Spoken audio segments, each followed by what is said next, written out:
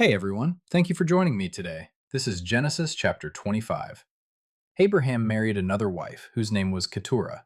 She gave birth to Zimran, Jokshan, Medan, Midian, Ishbak, and Shua. Jokshan was the father of Sheba and Dedan. Dedan's descendants were the Asherites, Letushites, and Leumites. Midian's sons were Ephah, Epher, Hanok, Abida, and Eldah. These were all descendants of Abraham through Keturah. Abraham gave everything he owned to his son Isaac. But before he died, he gave gifts to the sons of his concubines and sent them off to a land in the east, away from Isaac. Abraham lived for 175 years, and he died at a ripe old age, having lived a long and satisfying life. He breathed his last and joined his ancestors in death. His sons Isaac and Ishmael buried him in the cave of Machpelah, near Mamre, in the field of Ephron, son of Zohar the Hittite.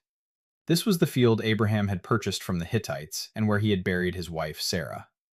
After Abraham's death, God blessed his son Isaac, who settled near Beer Lahai Roi in the Negev.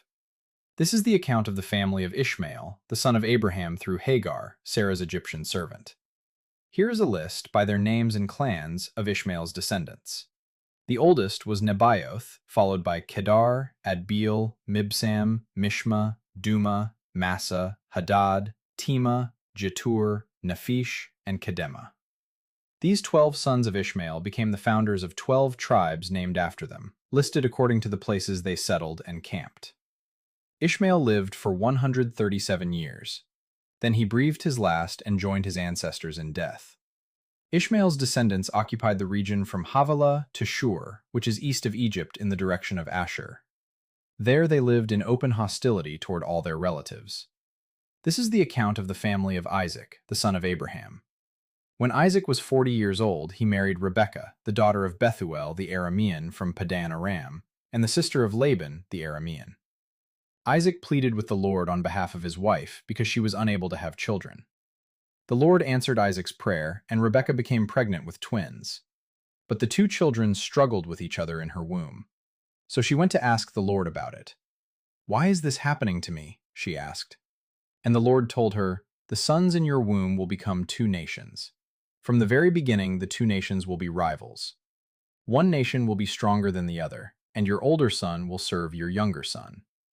And when the time came to give birth, Rebekah discovered that she did indeed have twins. The first one was very red at birth and covered with thick hair like a fur coat. So they named him Esau. Then the other twin was born with his hand grasping Esau's heel. So they named him Jacob. Isaac was 60 years old when the twins were born. As the boys grew up, Esau became a skillful hunter. He was an outdoorsman, but Jacob had a quiet temperament, preferring to stay at home. Isaac loved Esau because he enjoyed eating the wild game Esau brought home, but Rebekah loved Jacob. One day when Jacob was cooking some stew, Esau arrived home from the wilderness, exhausted and hungry. Esau said to Jacob, "I'm starved. Give me some of that red stew." This is how Esau got his other name, Edom, which means red.